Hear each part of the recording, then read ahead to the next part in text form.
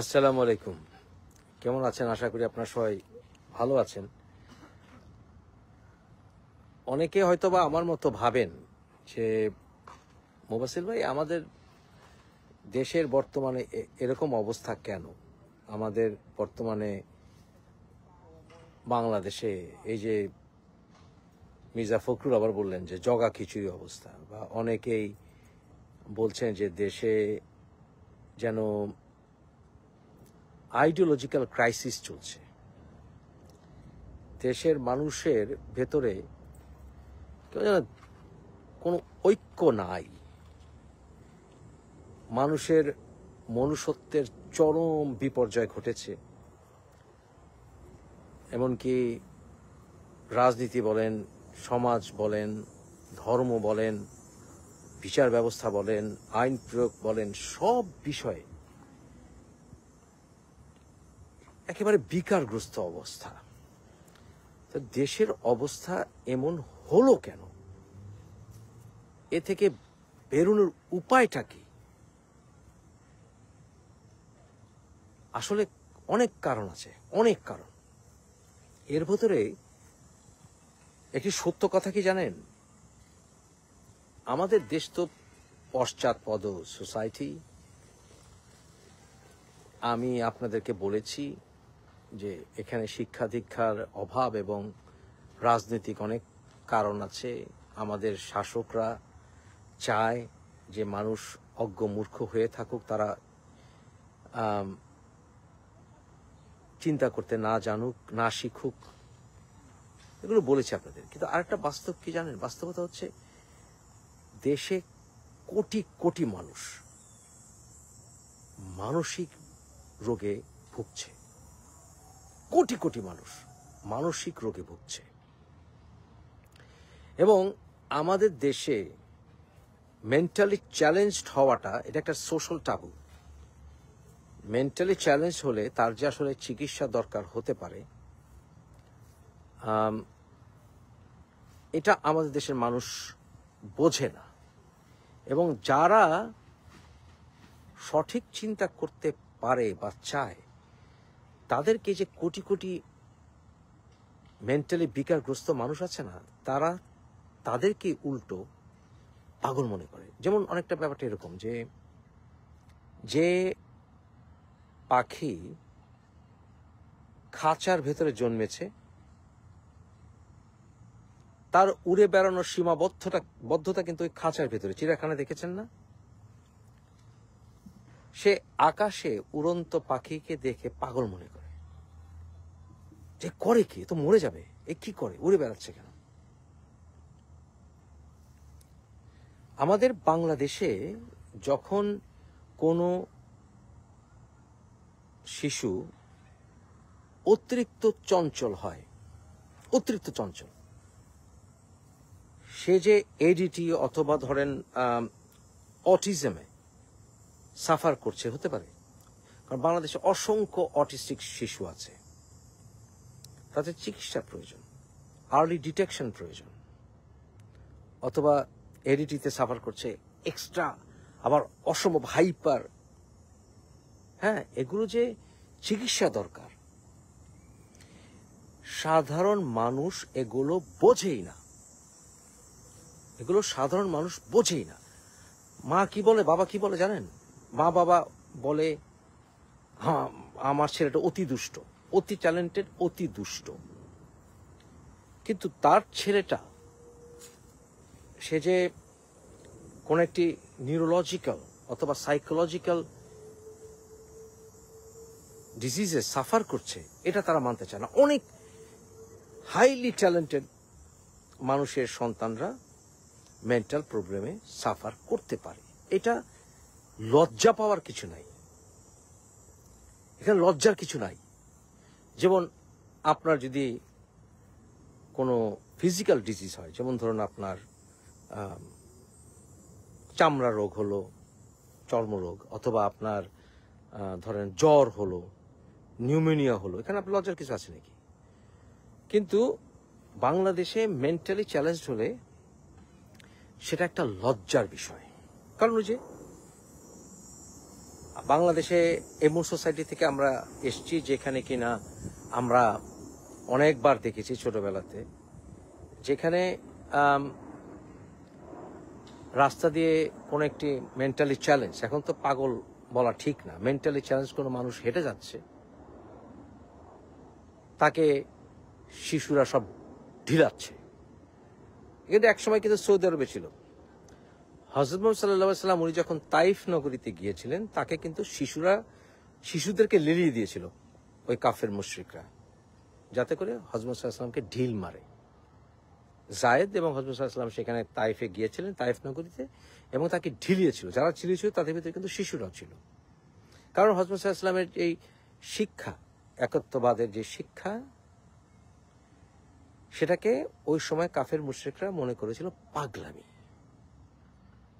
Right? তাই পাগলকে ঢিলালে, মারলে, পেটালে ও ঠিক হয়ে যাবে। ঠিক একইভাবে পাগল হলে আমার সন্তান সমাজ থেকে বিচ্যুত হয়ে যাবে, আমার সন্তানের কোথাও ঠাঁই হবে না, বিয়ে হবে না, লেখাপড়া হবে না। হ্যাঁ, মা বাবারা এই ভয়ে সন্তানকে কখনোই তারা ওই ডাক্তার কাছে নিয়ে যাবে না, সাইকিয়াট্রিস্টের কাছে নিয়ে যাবে না, থেরাপিস্টের কাছে নিয়ে যাবে না, এবং এগুলো আন্ডারলাইং রয়ে যায়। এই মেন্টাল ডিজিজগুলো, সাইকোলজিক্যাল ডিজিজগুলো অথবা নিউরোলজিক্যাল ডিজিজগুলো আন্ডারলাইং অবস্থায় রয়ে যায়, এগুলো কখনো চিকিৎসা হয় না। আমার এক ঘনিষ্ঠ বন্ধু আছে, ইঞ্জিনিয়ার,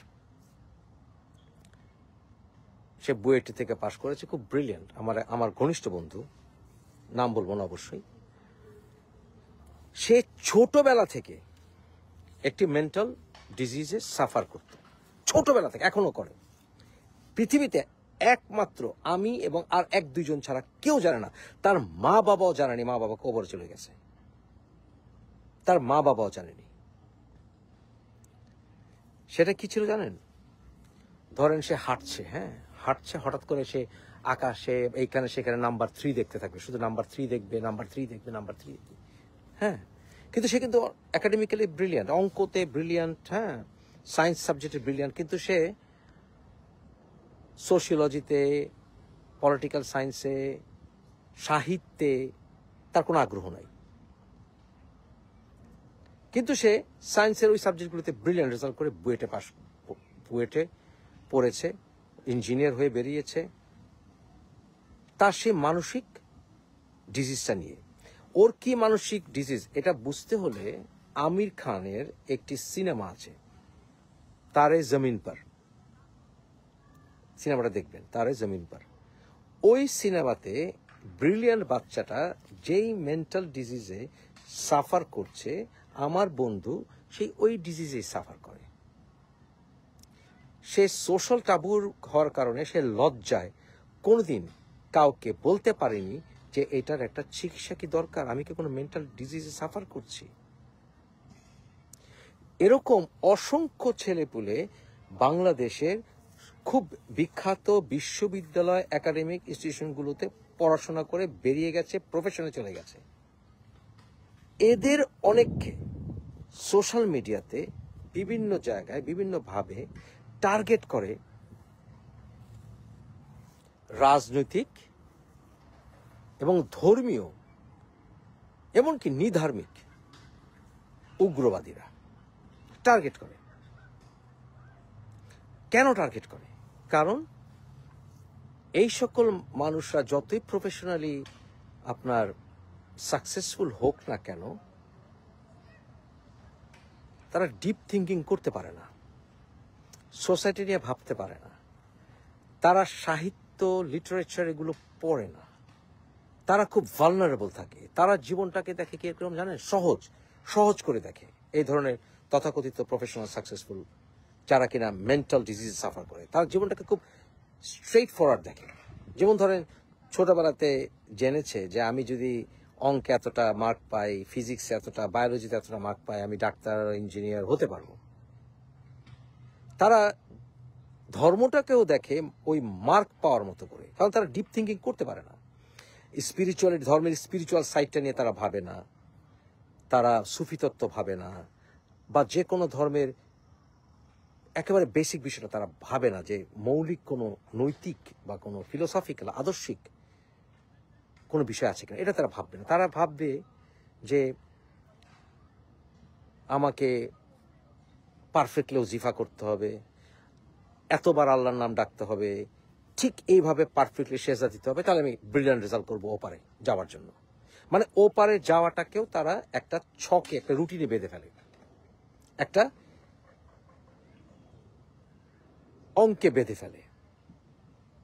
এবং ওরা কিন্তু এই ব্যাপারে 100% সিরিয়াস থাকে। যেমন ধরুন, যখন তারা পরীক্ষা দিয়েছে, একাডেমিক পরীক্ষা দিয়েছে, তাদেরকে আপনি কোনো মতেই আপনি তাদেরকে পড়াশোনা বাদ দিয়ে অন্য কোনো কাজে নিতে পারেননি। আমরাও যারা ভালো রেজাল্ট করেছিলাম, আমরাও কিন্তু ওই পড়াশোনা বাদ দিয়ে ওখানে গিয়ে খেলায় মগ্ন, সিনেমা দেখায় মগ্ন হতাম না। কিন্তু ঠিক ওরকমই ওরা এরকম ছক বাঁধা জীবনে অভ্যস্ত হয়ে যায়, এবং তারা চায় যে আমি ওই ডিপ থিঙ্কিং করে স্পিরিচুয়ালিটি খুঁজে আমি পরকালে সাফল্য খুঁজবো, বা ইহজগতের ধর্মের সফলতা আমি পাবো, প্রশান্তি পাবো, এইটা তারা খোঁজে না। তারা ভাবে কিভাবে আমি টাকনার উপরে কাপড় পরবো, কিভাবে। যত বেশি তারা এই সকল মাসলা মাসাইল শেখে, তারা তত বেশি খুশি হয়, কারণ তারা এটার ব্যাপারে ডিপলি থিঙ্কিং করতে আগ্রহী নয়। ওই যে পাস মার্কের জন্য, রেজাল্ট ভালো করার জন্য, তারা ওপারে যাওয়ার জন্য রেজাল্ট ভালো করতে চায়। এবং এদেরকে এই সকল মৌলবাদীরা টার্গেট করে। কারণ কি, তারা গুরুত্বপূর্ণ পজিশনে যাচ্ছে, বা তাদের উচ্চাকাঙ্ক্ষা আছে,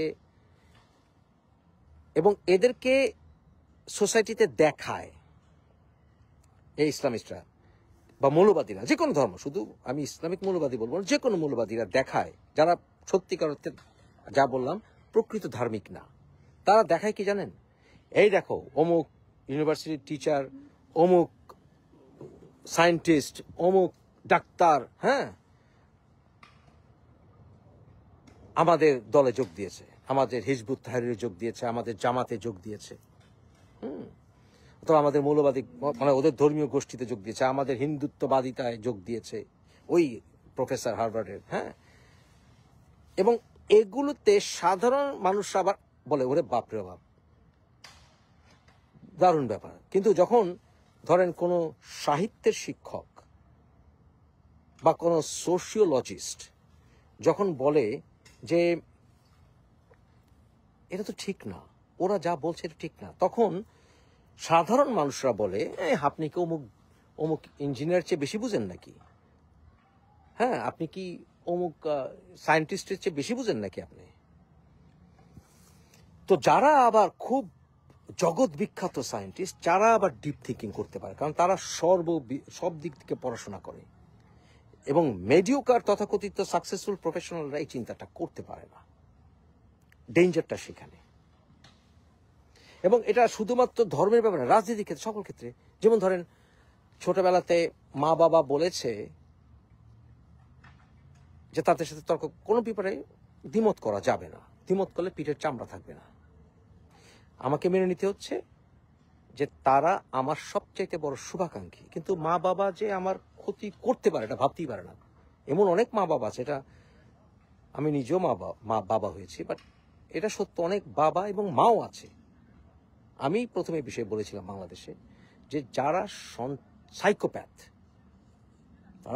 যারা সাইকোপ্যাথ, যে তারা সন্তানের আসলে মঙ্গল চায় না, বিশ্বাস করে।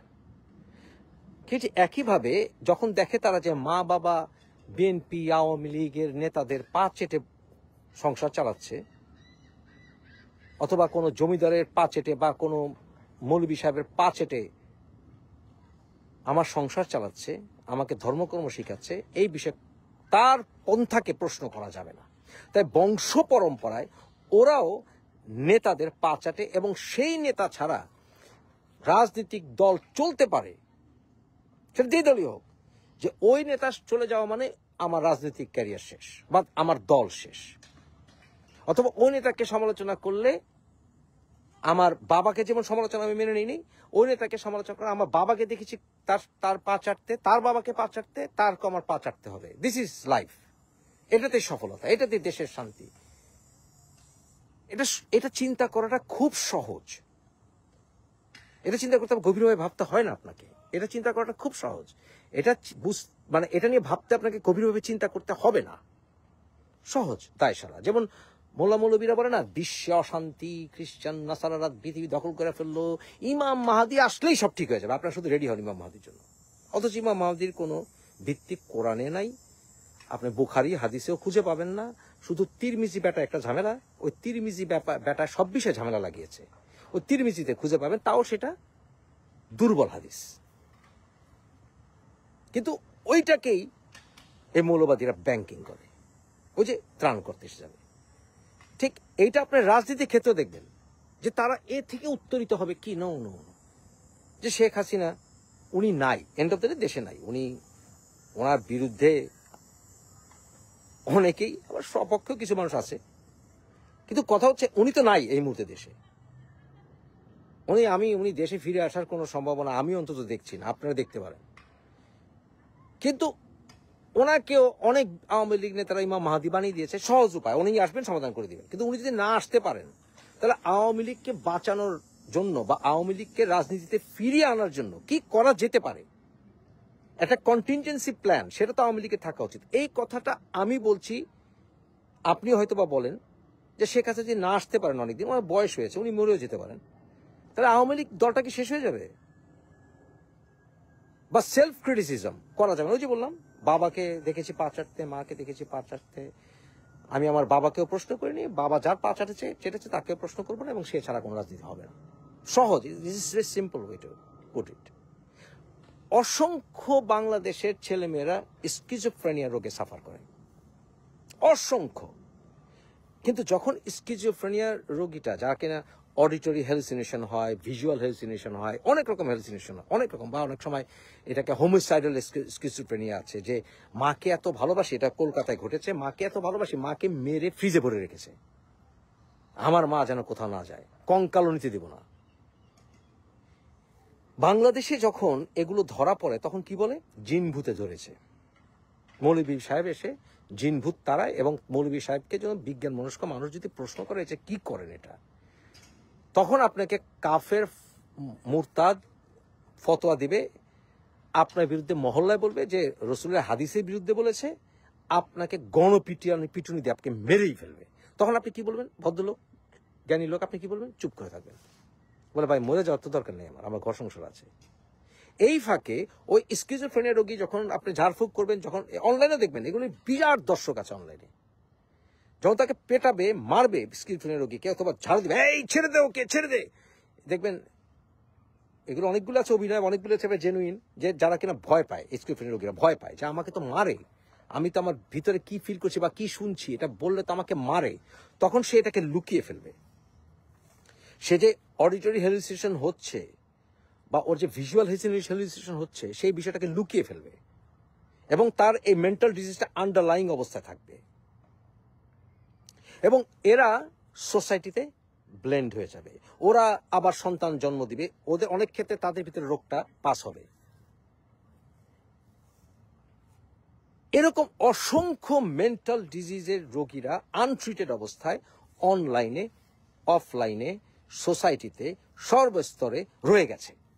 তাই আপনি ভাবেন অনেক সময় যে কি ব্যাপার, আমাদের দেশের মানুষ যুক্তি বুঝে না কেন, এরা এইভাবে চিন্তা করে কেন, এদের কোনো দুঃখ কষ্ট না, মানে ফিল হয় না কেন, এরা পাথর উঁচিয়ে একটা ব্যবসায়ীকে মেরে ফেলছে অথবা কোপাচ্ছে, আবার ঘুরে এসে আবার কোপাচ্ছে, তাদের দুঃখ কষ্ট বেদনা অনুভূতি নাই কেন? কারণ হচ্ছে অসংখ্য মানুষ বাংলাদেশে সোশিওপ্যাথ, সাইকোপ্যাথ, অসংখ্য হোমিসাইডাল স্কিজোফ্রেনিয়া তারা সাফার করে, এবং তারা সোসাইটিতে মিশে গেছে, এবং তারা রাজনীতিতে ঢুকেছে, ধর্মে ঢুকেছে, সামাজিকতায় ঢুকে, অসংখ্য অসংখ্য ফিল্ডে এরা ঢুকে গেছে। এমনকি আজকে একটা কমেন্ট পেয়েছি কিছুক্ষণ আগে, মুফাসিল ভাই, আপনাকে যেই নাস্তিকরা আপনার সাথে আপনার ক্ষতি করেছে বা অন্যায় করেছে, আপনার প্রতি বদাচরণ করেছে, তারা নাস্তিক না। আমি বললাম যে এই কথাটা যেন কেমন লাগে, ব্যাপারটা যেরকম, মুফাসিল ভাই, যারা ওই হত্যা করেছে বা বাজে কথা বলে, তারা ইসলামিক মৌলবাদী, তারা মুসলিম নয়। ব্যাপারটা এরকম আর কি। কিন্তু আমার উচিত আমার কমিউনিটির দায়টা নেওয়া, যে আমি এই বিষয়ে তাদেরকে দায় স্বীকার করে ক্লিন আউট করা। এটা সব লেভেলে। অনেকে আবার সুপিরিয়রিটি কমপ্লেক্সে ভোগে, আমি যৌক্তিক মনস্কা মানুষ, আমি সুপেরিয়র। এই সুপিরিয়রিটি, এই যে এক্সট্রিম সুপিরিয়রিটি কমপ্লেক্সে ভোগে, এটা এক ধরনের নার্সিস্টিক অ্যাটিটিউড। দেশ আমার বাপের দেশ, আমি যা খুশি তাই করব। বা আমি আমার গুরুর, আমি আমার নেতার, আমি আমার কোনো ফল্ট আমি দেখতে পাচ্ছি না, আমি দেখবো না কোনো ফল্ট, কারণ সে আমাকে ভালোবাসে, দ্যাটস অল। দেশকে ভালোবাসে, দ্যাটস অল। এখানে আর কোনো তর্ক নাই। Have you got the problem? বুঝতে পেরেছেন আপনি ব্যাপারটা কোথায়? ব্যাপারটা হচ্ছে ভাই এইখানে। তখন হবে কি, যেই লোকরা, ওই যুক্তি কাজ করে না, যে বললাম মেন্টাল ডিজিজ, আসলে মেন্টাল ডিজিজের কারণে। আইকিউর কথা বাদেন, আইকিউ তো নাই, আইকিউ অ্যানালিটিক্যাল চর্চাও করা হয়নি। এবং তখন হবে কি,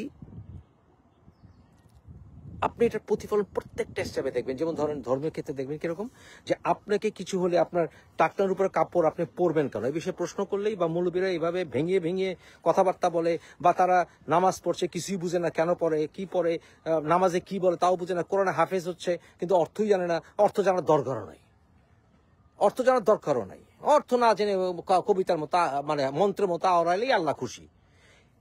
এবং এতে মৌলবীরা সায় দিবে। কেন সায় দিবে? কারণ মৌলবীরা, আপনি প্রকৃত ধর্ম জানেন, এটা মৌলবীরা চায় না। যদি আপনি জেনে ফেলেন কিভাবে সঠিকভাবে নামাজ পড়তে হবে, সঠিকভাবে করতে হবে, সালাত আদায় করতে হবে, কিভাবে কোরআনের অর্থ কি বোঝায়, তাহলে তো আপনি এক্সপার্ট হয়ে যাবেন। সেই ক্ষেত্রে মৌলবীরা যে আপনার সঙ্গে ধান্দাবাজি করছে, বাটপারি করছে, ধর্ম ব্যবসা করছে, সেটা তো আপনি বুঝে ফেলবেন। এটা মৌলবীরা আপনাকে প্রকৃত ধর্ম শেখাতেও চায় না। তখন যেটা হয় সেটা হচ্ছে, এই ধরনের মানুষরা আপনার মুসলিমের সন্তান হয়েও, নিজেকে মুসলিম দাবি করলেও আপনাকে বলবে কাফের, মুস্তার, পাগল, হ্যান ত্যান, হাবিজাবি। কিন্তু তারাই কিন্তু আবার ওই যুক্তি কাজ করেন, তারাই কিন্তু আবার যখন ইসলামিক অনুষ্ঠান করবে,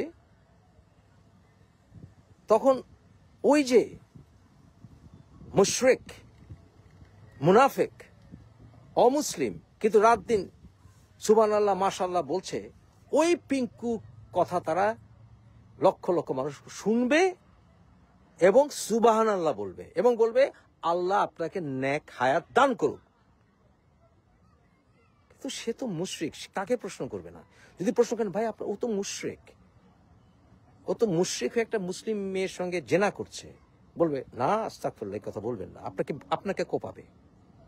তখন কিন্তু তার আবার ইমানের সংজ্ঞা তার মাথায় কাজ করবে না। ওই যে বললাম মেন্টাল ডিজিজ, এটা হচ্ছে মেন্টাল ডিজিজ। আজ আমি আমার জীবনে, আমি মনে করি আমার জীবনে আমি সাকসেসফুল, আমি মনে করি। কারণ কি জানেন, আমি এগুলো নিয়ে ভাবতে শিখেছি। দেখলাম আমাকে আমার বন্ধুরা কিছু ছবি পাঠিয়েছে, যে তারা আমাদের ঢাকা ইউনিভার্সিটির যারা ল স্টুডেন্ট ছিল, যারা অনেকে এখন ল প্র্যাকটিসে আছে অনেকেই, যে তারা একসাথে ডিনার করছে, আমাকে মিস করছে। হ্যাঁ, অনেকে চুল পেকেছে, আরো 20-25 বছর প্র্যাকটিস করবে, সাকসেসফুল হয়েছে, টাকা কামিয়েছে, তথাকথিত সাকসেস। আমি বিশ্বাস করেন, আমি বেঁচে গেছি যে আমি ওদের সঙ্গে নাই। একটা সময় আমার জীবনের একটি অংশ, একটি বিশাল একটি অংশ, আমি আমেরিকায়, আয়ারল্যান্ডে, ইউকেতে, আমি বাংলাদেশে, আমি ল প্র্যাকটিসে পার করেছি। কিন্তু আমি ওই পিপিলিকার জীবন চাই না। কোর্টে যাও, আসো, মামলা মোকদ্দমা ঠুকো, কিছু মানুষের উপকার, অবশ্যই মানুষের উপকারও হয়, এতে অনেক মানুষকে উপকার করা যায়। কিন্তু আমার কাছে এটা পিপিলিকার জীবন, তথাকথিত সাকসেসফুল লাইফ, আমার এটা ভালো লাগে নাই। আমি মনে করি যে আমি এই যে এতগুলো বছর আমি সমানে রাত দিন গবেষণা করে চলেছি ডেডিকেটেডলি, আমার নিজের সবচেয়ে বড় উপকার হয়েছে। আমি অসংখ্য হাজার হাজার লক্ষ লক্ষ মানুষের সঙ্গে কথা বলেছি। আমার চেয়ে দীর্ঘ সময় তো কেউ সোশ্যাল মিডিয়াতে পার করেনি।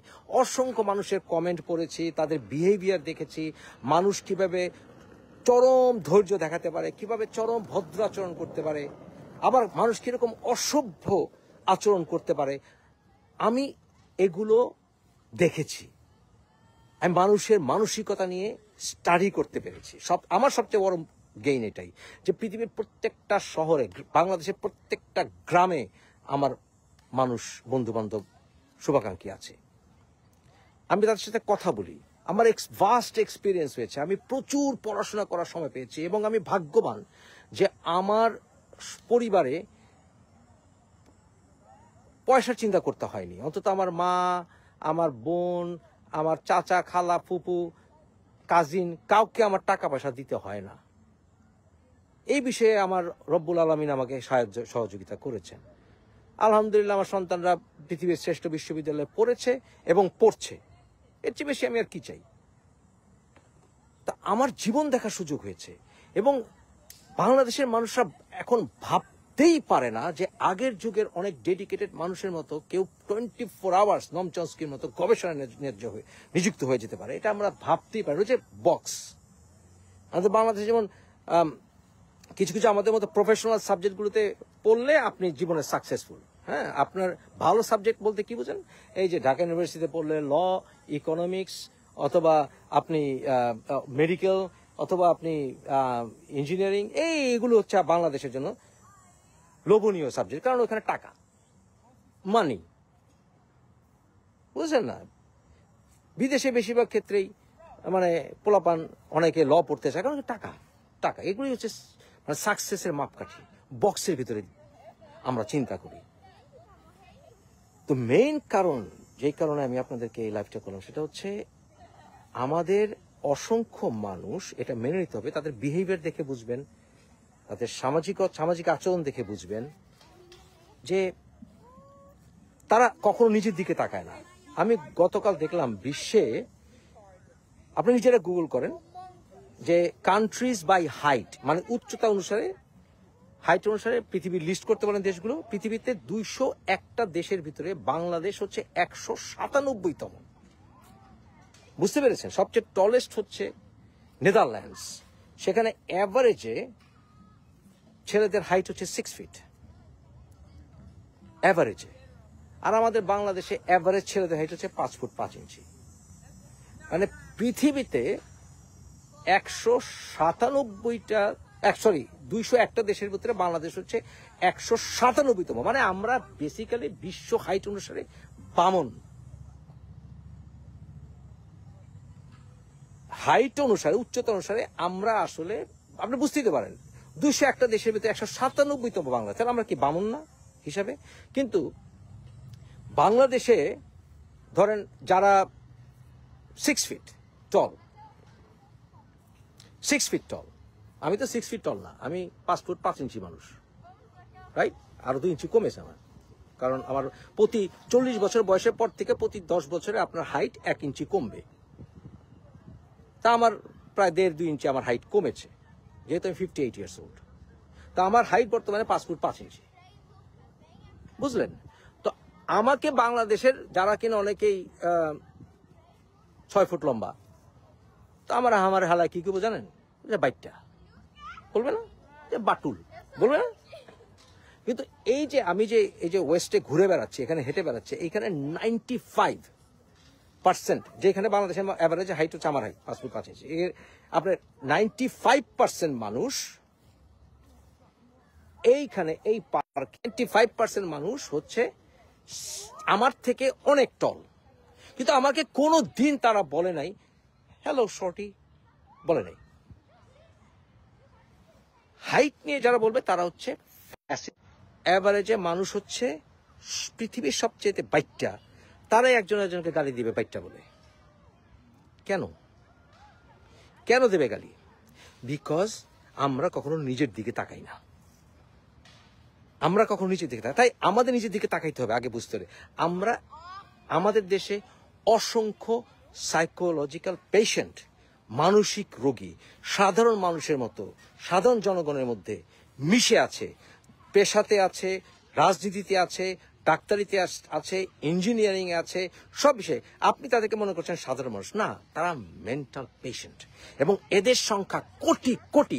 তাদের আচরণে, বিহেভিয়ারে, অযুক্তিতে আর প্রকাশ পাবে। যেমন অনেকে, আমি একবার এক ক্লায়েন্ট পেয়েছিলাম, সে আমাকে বলে, ভাই আমার বউ আমার কথা বুঝেই না, সে আমার তার সঙ্গে আলোচনা করতে গেলে সে অন্যদিকে তাকিয়ে থাকে। সে একটা কথা বলে আমাকে একটা খোঁচা দেয়, অন্যদিকে তাকিয়ে থাকে।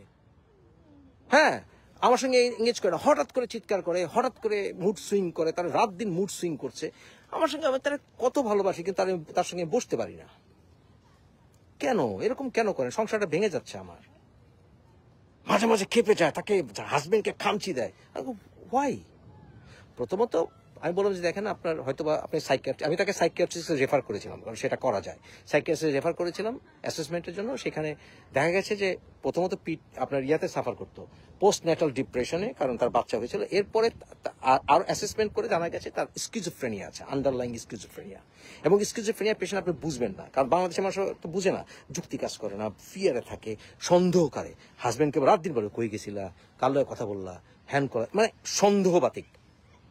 কিন্তু সাধারণ বাংলাদেশে এগুলি অ্যাকসেপ্টেবল, কারণ মানুষ মনে করে ও আসলে বুঝে না। কেন বুঝে না? আমি ওরে ভালোবাসি, হ্যাঁ, কিন্তু এটা মেন্টাল ডিজিজ। এরকম অসংখ্য ছেলেমেয়েরা মেন্টাল ডিজিজ সাফার করছে। এবং সেটা যখন আপনি অনলাইনে দেখেন না, এবং অনলাইন যেহেতু সোশ্যাল মিডিয়া, বাংলাদেশে অসংখ্য মানুষের সাথে মোবাইল ফোনটা চলে গেছে সস্তায়, যেটা বিদেশে এত সহজলভ্য নয়, যেখানে মানুষ ন্যূনতম পড়ালেখা না, এখানে তো মানুষের ন্যূনতম পড়াশোনা আছে। আপনি যেই প্রফেশনে ন্যূনতম পড়াশোনা সবার আছে, তাদেরকে ছোটকাল থেকে অ্যানালিটিক্যাল মাইন্ড শেখায়।